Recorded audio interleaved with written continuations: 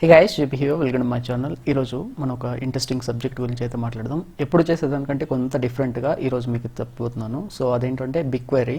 So ఈ డేటాబేస్లోంచి మనం డేటాని అయితే తీసుకొద్దాం. ఆల్రెడీ కాగుల్లో ఇది ఉంది.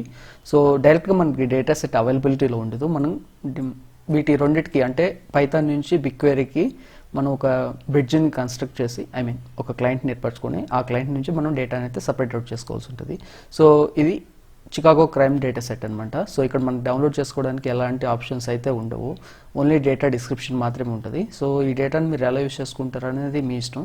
బట్ ఈ బిగ్ క్వెరీ నుంచి డేటాని ఎలా తెచ్చుకోవాలి దాని గురించి మాట్లాడదాం. ఇదే విధంగా మనకి అంటే మనం జనరల్గా CSVని కానీ లేకపోతే JSON ఫార్మేట్లో కానీ డేటాను చూస్తూ ఉంటాం. అలా కాకుండా ఇట్లా బిగ్ క్వెరీ డేటా సెట్స్ నుంచి కానీ లేకపోతే SQL నుంచి కానీ, SQLలో అంటే ఇంకా అదర్ డేటాబేస్లు ఉంటాయి కదండి, లైక్ SQLite కానివ్వండి, MySQL కానివ్వండి, MongoDB కానివ్వండి, ఇట్లా ఉన్న అన్నిటి నుంచి మనం డేటాను తీసుకోవాల్సి ఉంటుంది. అలాంటి టైప్స్లో బిగ్ క్వెరీ నుంచి ఇప్పుడు మనం డేటా తీసుకోవడానికి ట్రై చేద్దాం. ఓకేనా?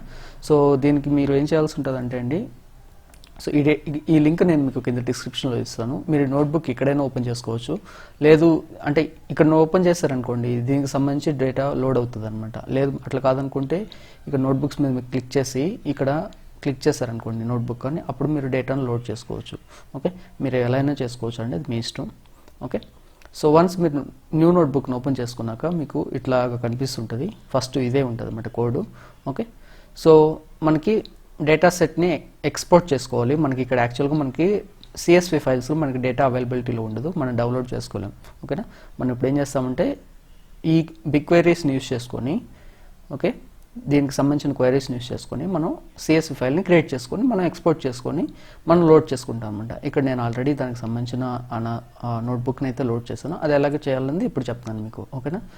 సో ఫస్ట్ మీరు pandas numpyని ఇంపోర్ట్ చేసుకోండి నెక్స్ట్ లైన్లో. And from google.cloud import BigQuery అనే దాన్ని ఇంపోర్ట్ చేసుకోండి. ఇది యాక్చువల్గా మనం ఇన్స్టాల్ చేసుకోవాల్సి ఉంటుంది. ఒకవేళ మీరు జూపిటర్లో మీరు డైరెక్ట్గా మీరే అంటే ఇక్కడ వీళ్ళు కాగిల్ వాళ్ళు దీన్ని కాన్ఫిగర్ చేస్తున్నారనమాట. సో ఇక్కడ మనకి ఇన్స్టాల్ చేసుకోవాల్సిన అవసరం లేకుండా పోయింది.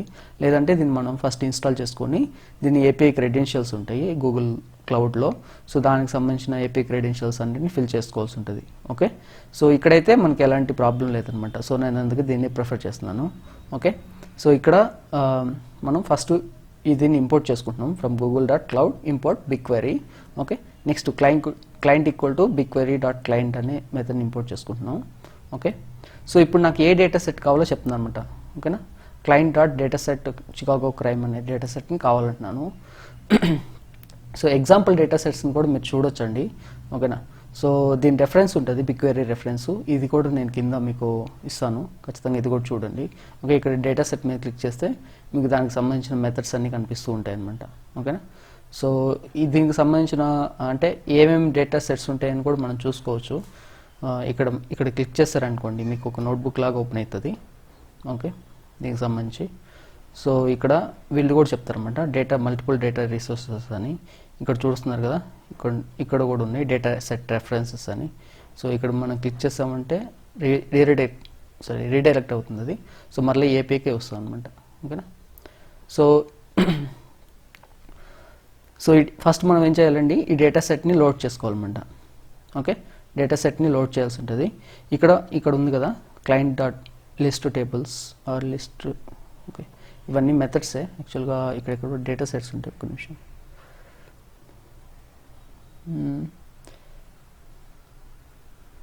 మనం దీంట్లో కాగిల్కి సంబంధించిన ఓపెన్ సోర్స్ డేటా సెట్స్ని ఇచ్చామంటే అప్పుడు మనకి ప్రాజెక్ట్ లోడ్ అవుతుంది అనమాట. ఇక్కడ వాళ్ళు హ్యాకర్ న్యూస్ అనే డేటా సెట్ని ఇచ్చున్నారు.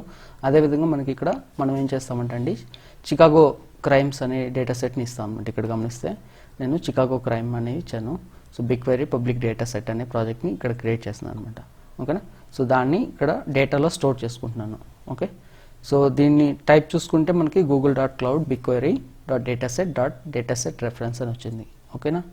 సో ఇప్పుడు మనం ఏం చేస్తామంటే అండి, ఈ డేటా సెట్లో మనకి మామూలుగా మనకి అది ఏంటి, మనకి ఒక టేబుల్ లాగా స్టోర్ అయి ఉంటుంది. ఓకేనా? సో ఇప్పుడు మనం దీన్ని స్టోర్ చేసుకుంటాం అనమాట. స్టోర్ చేసుకున్నాక దాంట్లో ఉన్న టేబుల్స్ కానీ చూస్తే ఇక్కడ గమనిస్తే ఇది నేను కంప్రెషన్ లిస్ట్లో రాస్తున్నాను ఇక్కడ. ఓకే, లిస్ట్ కంప్రెషన్ యూస్ చేసుకొని for X in client dot list టేబుల్స్లో తీసుకుంటే మనకి క్రైమ్ అనే ఒక టేబుల్ ఉందన్నమాట. సో ఈ టేబుల్లో మనకు సంబంధించిన డేటా అంతా కూడా స్టోర్ అయి ఉంటుంది.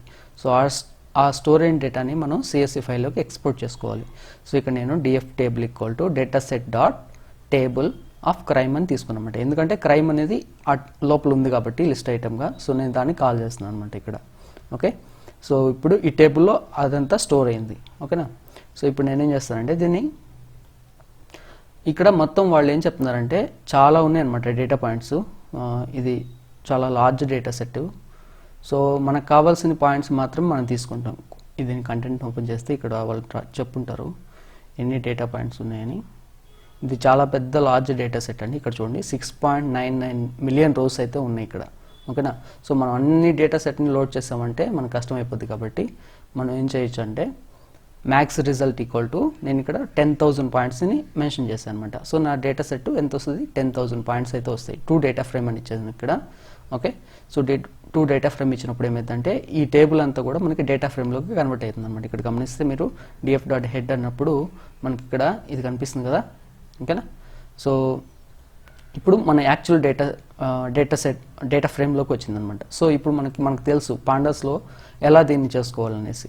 సింపుల్గా మనం ఏం చేస్తామంటే df to CSV అని ఇచ్చేస్తే మనకి ఎక్స్పోర్ట్ అయిపోద్ది అనమాట. ఇక్కడ నేను df.shape అన్నప్పుడు 10,000 రోస్ 22 కాలమ్స్ ఉన్నాయి. ఆ కాలమ్స్ ఇవే అనమాట. సో నేనే ఎక్స్పోర్ట్ చేశాను. ఎక్స్పోర్ట్ చేసిన తర్వాత మీకు ఇప్పుడు ఎక్స్పోర్ట్ అంటే మామూలుగా మనం ఇక్కడ మన నోట్బుక్స్లో అనుకోండి ఎక్స్పోర్ట్ చేస్తే ఈ ఫైల్ ఎక్కడ ఉంటుందో అక్కడ మనకు స్టోర్ అయి ఉంటుంది అనమాట. మరి కాగులో ఎక్కడ స్టోర్ అయి ఉంటుందంటే ఇక్కడ పైకి వెళ్ళండి. ఓకేనా. పైకి వెళ్ళిన తర్వాత ఇది ఉంది కదా డ్రాప్ డౌన్ లాగా, దీన్ని క్లిక్ చేస్తే ఇది ఎక్స్పాండ్ అవుతుంది. ఎక్స్పాండ్లో మీకు ఇక్కడ కనిపిస్తుంది కదా కాగుల్ అని.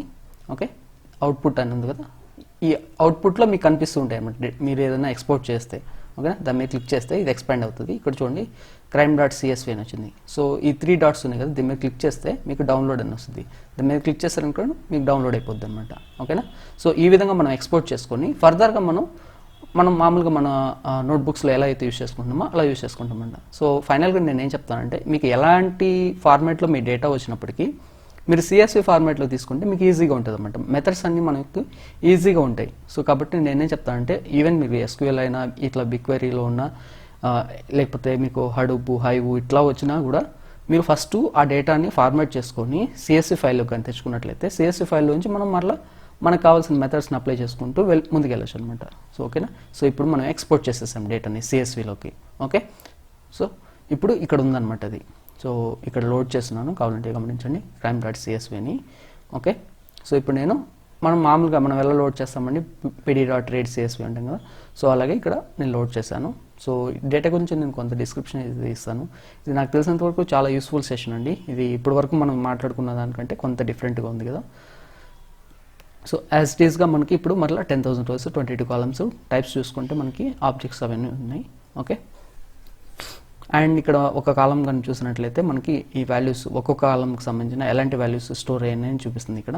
అండ్ ఇక్కడ వచ్చేసి లొకేషన్స్ ఉన్నాయండి. ఇక్కడ ఇది ఒక కొత్త విషయం మీకు చెప్పాల్సింది.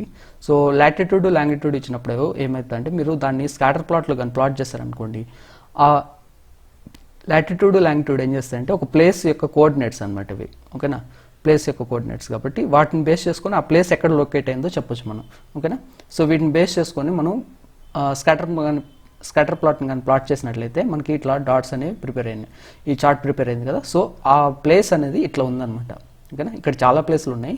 సో ఈ డాట్స్ ఉండేవంతా ఆ ప్లేసెస్ అనమాట. సో నేను ఇక్కడ df of arrest అని ఇచ్చాను.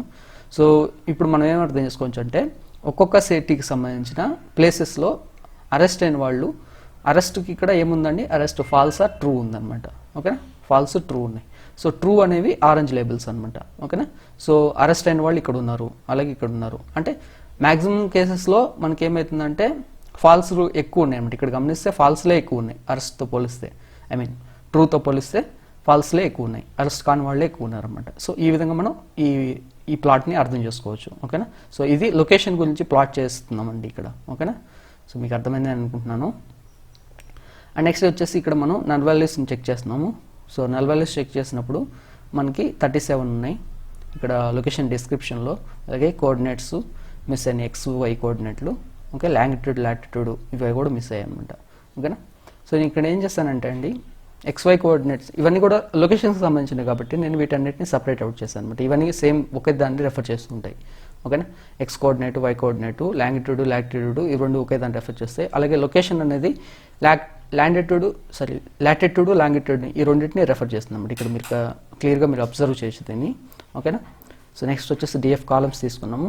నెక్స్ట్ కేస్ నెంబర్స్ తీసుకుంటున్నాం. కేస్ నెంబర్స్ ఎలా ఉన్నాయి అనేసి ఇక్కడ గమనిస్తే మీరు గమనించవచ్చు. అలాగే డేట్స్ తీసుకుంటున్నాం, ఏ రోజున కేసు బుక్ అయింది. ఇది 2015 నుంచి ఉన్నాయి ఇక్కడ డేట్స్ అనేవి. ఓకే, అండ్ అలాగే ఏ బ్లాక్ అనే దాని గురించి సౌత్ చికాగో AVE అని ఉంది ఇక్కడ. సో ఆ ప్లేసెస్కి సంబంధించిన అనమాట, లైక్ స్ట్రీట్స్ లాగా.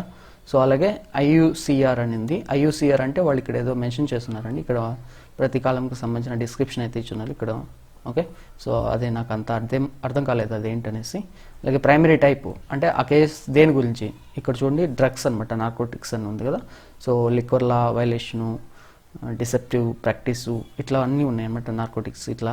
ఓకే, సో నేను ఏం చేస్తానంటే దానికి సంబంధించిన వాల్యూ కౌంట్స్ని అయితే తీసుకున్నాను, ఒక్కొక్క కేసు దేనికి సంబంధించిన అనేసి. ఇక్కడ మీరు చూడవచ్చు gambling, intimidation, homicide, kidnapping. Okay, so liquor law violation, crime, sexual assault, okay, burglary ఏదో సంథింగ్ అయితే రాబరీ, క్రిమినల్ ట్రాస్పస్ ఇట్లా చాలా ఉన్నాయి అనమాట. సో ఎక్కువగా మనకి డిసెప్టివ్ ప్రాక్టీసెస్ అయ్యి ఎక్కువ ఉన్నాయి అనమాట. ఓకే, అదర్ అఫెన్సివ్ ఇట్లా ఉన్నాయి. సో ఓకే, మీకు క్లియర్గా అర్థమైంది అనుకుంటున్నాను ఏమేమి ఉన్నాయని క్రైమ్కి సంబంధించి. అలాగే క్రైమ్ డిస్క్రిప్షన్ అనమాట, ఇక్కడ డిస్క్రిప్షన్ రాస్తున్నారు. ఓకే, నెక్స్ట్ లొకేషన్ డిస్క్రిప్షన్ కూడా ఇక్కడ మెన్షన్ చేస్తున్నారు. ఓకే, రెసిడెంటా, స్ట్రీటా అంటే ఎక్కడ జరుగుతున్నాయి. ఓకేనా, school, public building. Okay, so next ఇంకా తీసుకుంటే అరెస్ట్ అయిన వాళ్ళు, అరెస్ట్ అని ఉంది ఇక్కడ మనకి. అరెస్ట్ అయిన వాళ్ళలో 3000 మెంబర్స్ ఉన్నారు. ఇక్కడ వచ్చేసి మనం అక్కడ ఆల్మోస్ట్ ఇవి 7 మిలియన్ రోస్ ఉన్నాయి, మనం తీసుకుంది 10,000 రోస్ అనమాట. సో 10,000 రోస్లో మనకి ఓన్లీ 3,000 మాత్రమే అరెస్ట్ అయిన వాళ్ళు ఉన్నారు. రిమైనింగ్ 6,800 వచ్చేసి మనకి అరెస్ట్ కాని వాళ్ళే ఉన్నారనమాట. ఓకేనా, నెక్స్ట్ వచ్చేసి డొమెస్టిక్ వాల్యూ కౌంట్. ఓకేనా, డొమెస్టిక్ అనే కాలం ఉంది అక్కడ. సో దానికి సంబంధించింది అది. దాంట్లో ట్రూ వాల్యూస్ ఉన్నాయి. అంటే డొమెస్టిక్ అంటే మేబీ హోమ్ గురించి మాట్లాడుతుంది, అంటే ఇంటికి సంబంధించి జరిగిందా అని ఏమో. అలాగే బీట్ అంటే ఇక్కడ దాన్ని ఎలా తీసుకోవాలో నాకు అర్థం కాలేదు, ఒకసారి మీరు కూడా చూడొచ్చు. నెక్స్ట్ డిస్టిక్ అంటే ఇంకా ఇదంతా కూడా లొకేషన్ ఆ ఏరియాకి సంబంధించినవి అనమాట. సో దానికి సంబంధించి కోడ్స్ అయితే ఇచ్చున్నారు. ఈ కోడ్స్ ఏంటి అనేది వాళ్ళు మనకి ఏది మెన్షన్ చేయలేదు, జస్ట్ 4, 8, 16 అట్లా ఇచ్చారనమాట. అండ్ ఏ వార్డులో జరిగిందని. Okay, so next community area, ఇదంతా కూడా ఆ ఏరియాకి సంబంధించింది. అలాగే FBI కోడ్. ఓకేనా, ఏ పోలీస్ స్టేషన్కి వస్తుందనేమో మేబీ FBI కోడ్ అట్లా ఉంది. నెక్స్ట్ DF డాట్ కాలమ్స్ అని తీసుకున్నాం. ఓకే, సో ఇక్కడ వచ్చేసి ఇక్కడ నేను ఏం చేస్తానంటే ఫస్ట్ లొకేషన్కి సంబంధించిన అంటే ఆ ఏరియాకి సంబంధించినవన్నీ తీసేస్తాను అనమాట. లొకేషన్ డిస్క్రిప్షన్ కానివ్వండి, domestic, beat, district, ward, community area అన్నింటినీ సపరేట్ అవుట్ చేశాను. అలాగే ఇది ప్లేస్ అనమాట, ఎగ్జాక్ట్ లొకేషన్ గురించి మాట్లాడుతుంది కాబట్టి కోఆర్డినేట్స్ని కూడా సపరేట్ అవుట్ చేశాను. అండ్ రిమైనింగ్ మిగిలినవి ఏంటంటే మనకి ఇక్కడ case number, date, block, okay, IUCR, primary type, description, arrest, FBI code, year, update on. So ఇవి మాత్రం మిగిలాయి అనమాట. సో మిగతావన్నీ మనకి జస్ట్ లొకేషన్కి సంబంధించిన డీటెయిల్స్ అయితే ఉన్నాయి. ఓకే, సో దీంట్లో మీకు నేను ఏం నేర్పించాలనుకున్నాను అంటే అదర్ డేటాబేస్లో ఉన్నా కానీ లేకపోతే ఇంకేదైనా అదర్ ఫార్మేట్లో ఉన్నా మనం ఫస్ట్ డేటాని వాటిలోంచి మనం ఫార్మేట్ చేసుకుంటూ మనం CSVలోకి కన్వర్ట్ చేసుకొని దాని తర్వాత మనకు కావాల్సినట్టుగా మనం మార్చుకోవచ్చు అనమాట. సో మీకు క్లియర్గా అర్థమైంది అనుకుంటున్నాను. వీడియో నచ్చినట్లయితే ఖచ్చితంగా లైక్ చేయండి. సో ప్రైమ్ మెంబర్స్ ఎవరైతే ఉన్నారో వాళ్ళకి ఇప్పుడు నేను ఏదైతే రాశానో ఆ నోట్బుక్ కూడా, ఇక్కడ రాసిన నోట్బుక్, ఇప్పుడు ఇక్కడ రాసిన నోట్బుక్ రెండు కూడా మీకు షేర్ చేస్తాను. ఓకేనా, సో ఇది ఈరోజు వీడియో మీకు నచ్చిందని అనుకుంటున్నాను. సో నచ్చితే ఖచ్చితంగా లైక్ చేయండి, వీడియోస్ని మిగతా వాళ్ళు కూడా షేర్ చేయండి, మన ఛానల్కి సబ్స్క్రైబ్ చేసుకోండి. Thanks for watching this video.